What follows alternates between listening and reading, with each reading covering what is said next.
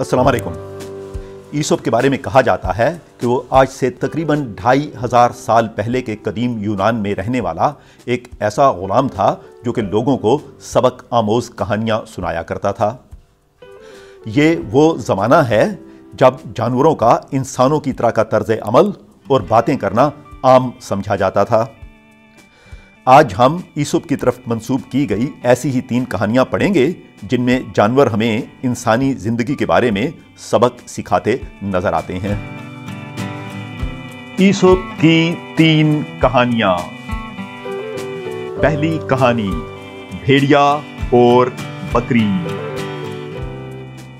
एक भेड़िया एक रीछ के साथ लड़ाई के दौरान शदीद जख्मी हो गया। भूख, प्यास और थकावट से निढाल वो एक झाड़ी के नीचे छुपा कर रहा था। इतने में वहां एक बकरी का गुजर हुआ। भेड़िए ने सोचा कि मैं इस बकरी से मदद की दरख्वास्त करता हूं। भेड़िए ने बकरी से इल्तिजा की, मेहरबानी करके मुझे थोड़ा सा पानी ला दो ताकि मैं इस काबिल हो सकूं कि उठकर शिकार करूं और अपना पेट भर सकूं। शिकार? बकरी मुस्कुराई। शिकार का मतलब है मैं।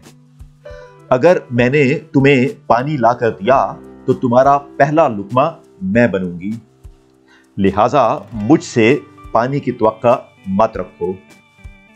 यह कहकर बकरी वहां से फौरन भाग गई। हमारी पहली कहानी यहां खत्म होती है। अगर आपने मेरे चैनल को अभी तक सब्सक्राइब नहीं किया तो अब कर लें। इस तरह आपको मजीद इखलाकी कहानियां तलाश करने में देर नहीं लगेगी। चलें दूसरी कहानी पढ़ते हैं। बबर शेर और गधा। एक बबर शेर मजे से जंगल के बीच में से गुजर रहा था। उसे देखकर तमाम जानवर अदब से खामोश होकर नजरें झुकाए खड़े थे। एक बेवकूफ गधे ने बबर शेर को देखकर पीछे से ऊंची आवाज में उसका मजाक उड़ाना शुरू कर दिया।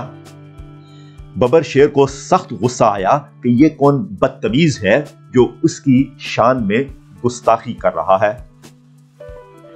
मुड़कर देखने पर जब इसकी नजर गधे पर पड़ी तो उसका सारा गुस्सा गायब हो गया। उसने सोचा कि कम अकल की बेवकूफी पर रद्दे अमल भी बेवकूफी है और मजे से चलता रहा। बेवकूफों की हमाकतों को नजरअंदाज कर देना ही अक्लमंदी है। हमारी आज की तीसरी और आखिरी कहानी एक गधे और भेड़िए के बारे में है। एक चरागाह में एक गधा मजे से हरी हरी घास चर रहा था।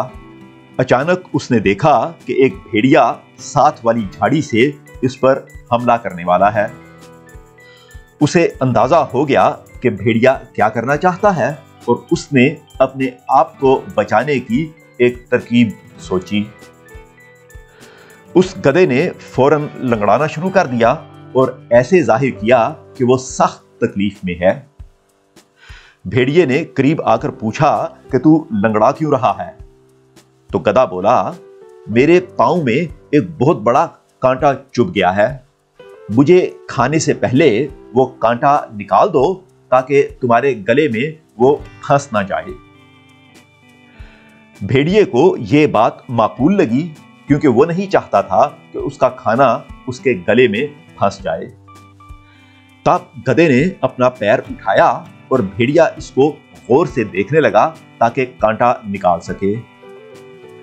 ऐन उस वक्त गधे ने पूरी ताकत से भेड़िए के मुंह पर लात रसीद की और भेड़िया 2 गज दूर जाकर गिरा। और जब भेड़िया आस्था से तकलीफ के साथ उठ रहा था तो गधा वहां से महफूज फासले पर भाग निकला। देखा, यह गधा इतना बेवकूफ नहीं था।